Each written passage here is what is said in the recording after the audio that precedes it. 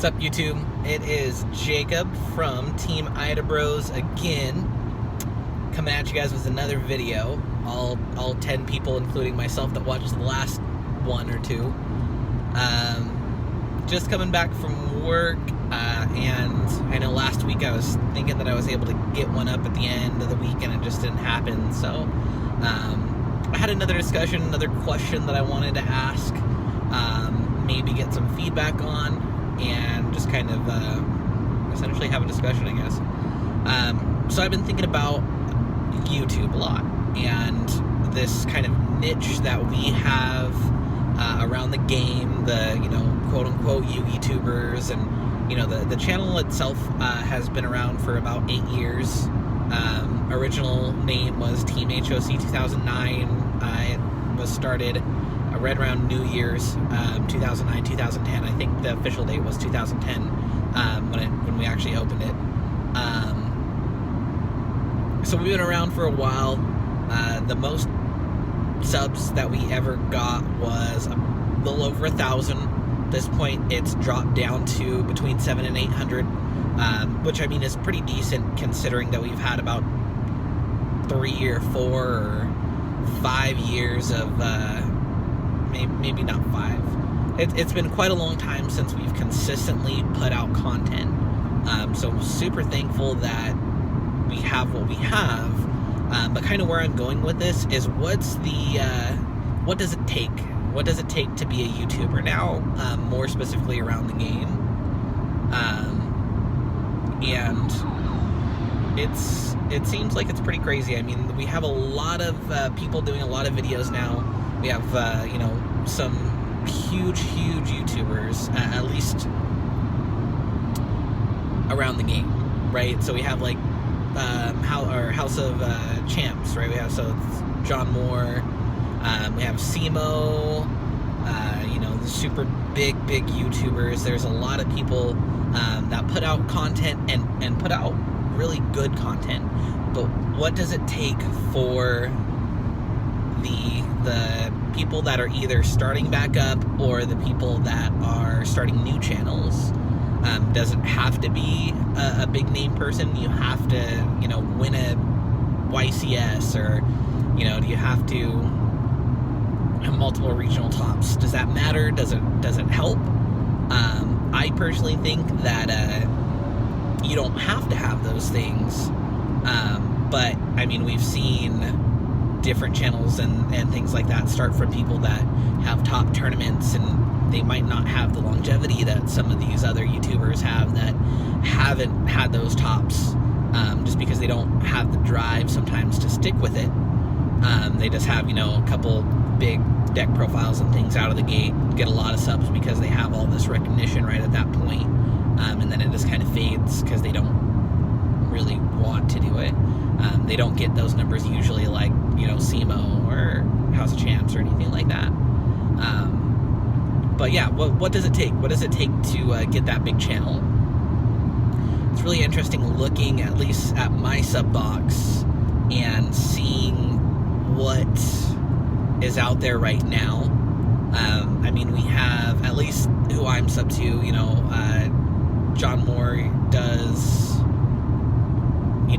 all the market watches. He has every couple days there's one up. VCTRFS, I've been sub to him for a long time. And he's starting to do, the market, or not starting, but he's been doing it for a while now, but the market watches. So that's something where it's, Robbie does market watches too. So that's something where it's kind of tapped out. I really don't feel like any new YouTuber is going to have a fresh take on market watches. Is it impossible? No. There might be something that I'm not thinking of that maybe somebody else could bring to the table, but honestly, it's probably not going to happen. So what does that leave? Deck profiles. Everybody can do deck profiles. I think somebody that does probably some of the best Asian persuasion. So Johnny, he goes to just a lot of events, and he just snipes them. He's so good at just getting all of the deck profiles. It's pretty crazy.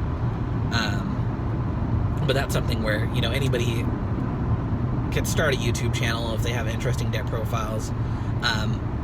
What I've noticed less, and again, it's just for my subs, so I can't speak for the whole of the community, but it seems like a lot of people are obsessed with the deck profiles of tops, which makes sense. As the game has gotten older, usually people are looking for the competitive advantage and building the knowledge on what they have or what they will see at their next tournament, how to side for it or how to build around it or build from it. But I've noticed that the for fun deck profiles, or maybe not even for fun, but the kind of innovative maybe is the word, or new or different, those kind of deck profiles have stopped. I know a very common thing is, locals doesn't matter, which I agree, in terms of like, what do you want to call it, like accolades, or like, oh yeah, like, I mean, you can't really brag about winning locals. Like, it's not really a thing, but I feel like that might be some untapped potential in terms of deck profiles. Like, yeah, it might not be like the most competitive thing, but saying, hey, I have this fun deck, and it probably isn't going to win at regionals or a YCS, but I mean, at least I was able to get 3-4 wins in a 4-round tournament today. It still potentially could be pretty cool.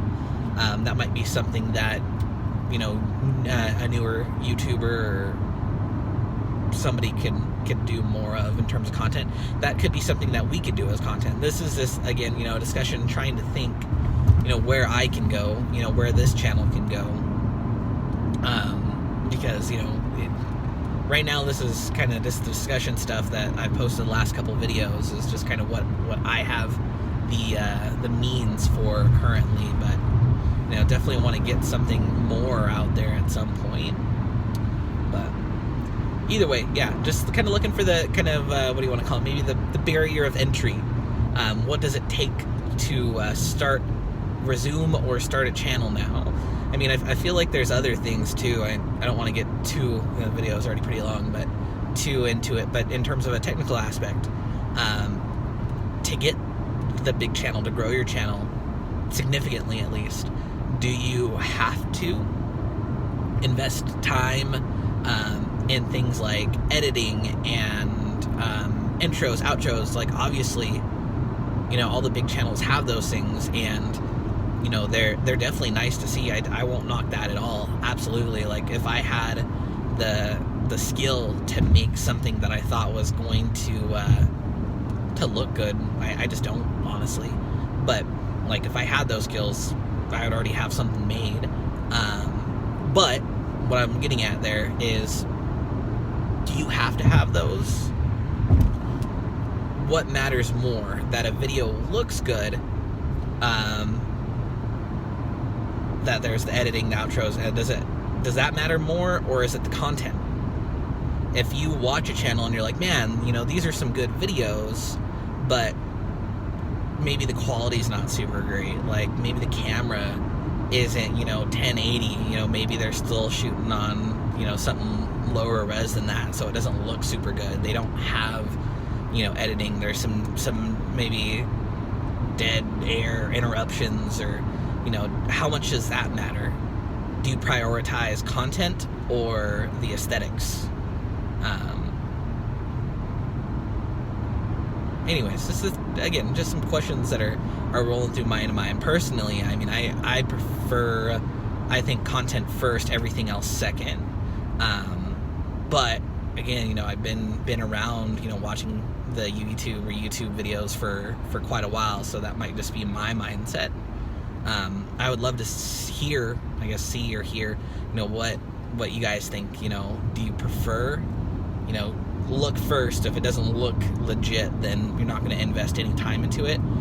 Or do you give it that chance to say, okay, video's kind of shitty, but they're saying cool stuff, or they have something good to offer that maybe not everybody else does.